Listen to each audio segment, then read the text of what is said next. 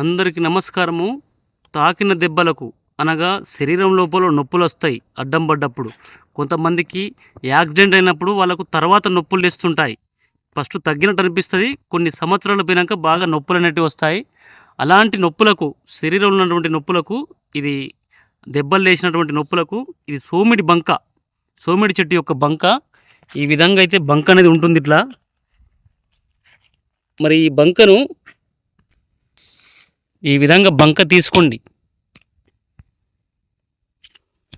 ఈ విధంగా బంక అనేది సేకరించుకోండి. అయితే ఈ బంకను ఎవరికైతే దెబ్బలు తాకాయో ఇలాంటిది ఒకటి తీసుకొచ్చుకొని సుమారుగా ఒక 15 గ్రాముల మోతాదుగా తీసుకొచ్చుకున్నట్టయితే ఆ తాకిన దెబ్బలకు పరిష్కారం అనేది జరుగుతుంది.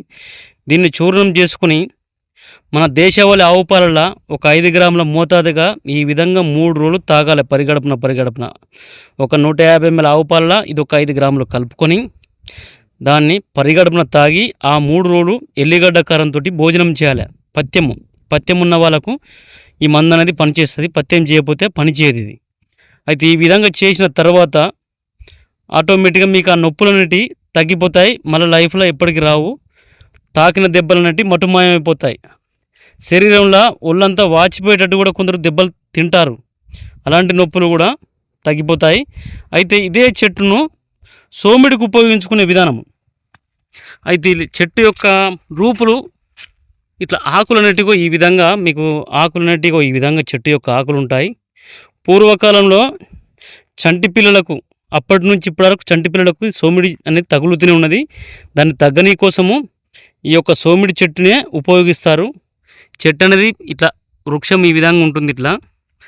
అయితే మీకు వచ్చేసి ఈ చెక్క, ఇలాంటి చెక్కను తీసుకోండి. స్నానం చేయించాలి ఈ చెక్కతోటి. సుమారుగా ఇంత ముక్క సరిపోతుంది. ఇది మంచిగా నీళ్ళలో వేసి మరిగించి ఆ మరిగిన వాటర్ను వాళ్ళకు చిన్నపిల్లలకు స్నానం చేపిస్తే ఆ సోమిడి అనేది తగ్గిపోతుంది. మరి సోమిడి అనగా ఏమిటి? కాలు విన కాలేసుకొని వాళ్ళు దినదినము ఎండిపోతూ ఉంటారు. చిన్నపిల్లలు వృద్ధి చెందరు, అనగా బరువు పెరగరు. వాళ్ళు ఎప్పుడు చూసినా నిద్రపోయినట్టుగా, అంత వాలిపోయినట్టుగా.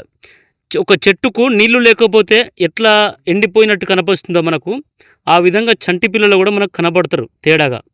మరి వాళ్లకు ఈ స్నానం అనేది చేయించడం వల్ల చెట్టు చిగురించినట్టుగా, ఒక తులసి చెట్టుకు, ఎండిన చెట్టుకు తులసి చెట్టుకు నీరు పోస్తే చెట్లు ఎట్లా చిగురుస్తుందో అప్పటికప్పుడే ఒక గంట లోపల, ఆ విధంగా మార్పు కనిపిస్తుంది మనకు.